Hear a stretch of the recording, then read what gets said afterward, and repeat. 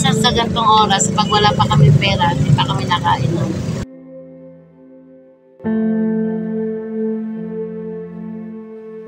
Pag nauwi na kami sa bahay, saka kami nakakain ng kanin.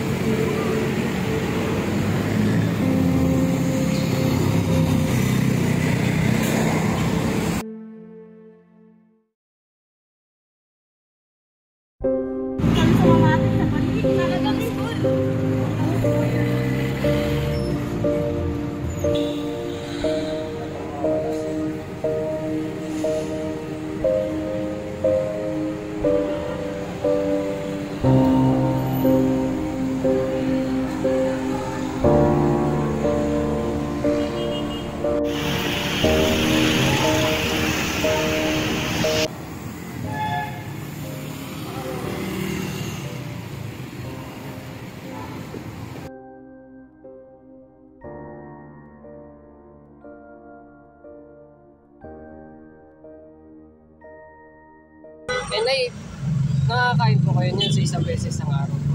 Kompleto to. Minsan sa gantong oras, pag wala pa kami pera, hindi pa kami nakainom. Kapag wala pa po. Pag nauwi na kami sa bahay, saka kami nakakain ng kanin.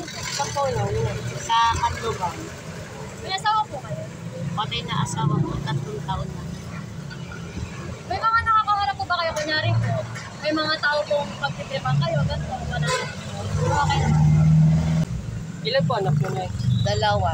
Po, lalaki po. Aris, lalaki. Siya po hindi pa po nag-aaral po. Dapat ano na yan, grade 4. Pagpasok, ay problema, ayaw niya pumasok sa loob ng school kasi natatakot daw siya. Okay. Wala po kayong ano, Nay, pwedeng pag ano ang trabaho? Meron sana, kung ako'y nakalipat na dito sa Kabuyo, pwede ako bumalik sa pag-uwa dito. Mga anong oras po kayo nakakauwi? Mamaya pa kami uwi, mga alas 3. Pag may pera na kaming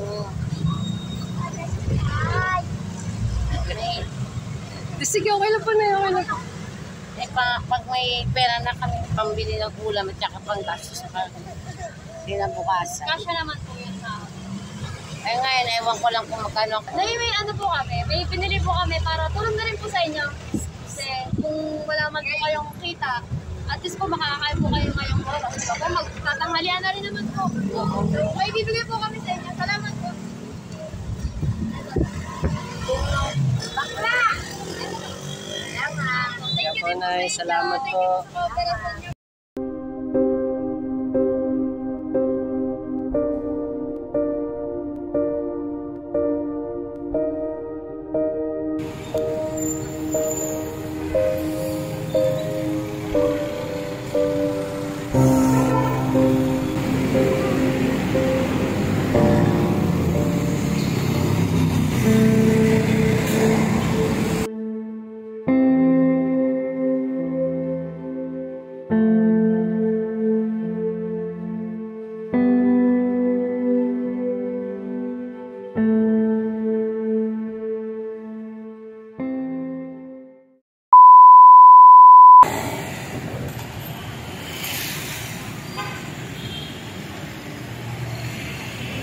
Bakit tumingin kayo sa camera? Baby, ang paano? Takot sa ano mo? Ano daw name? JP?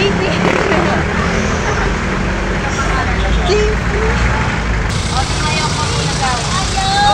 Ayaw sabi! Wala. Sumayaw ka. Paano? Ay, paano daw? Pag-iisip ko yan, bibigyan ko doon ng ano, pampili ng ice cream. Ay, ngayon!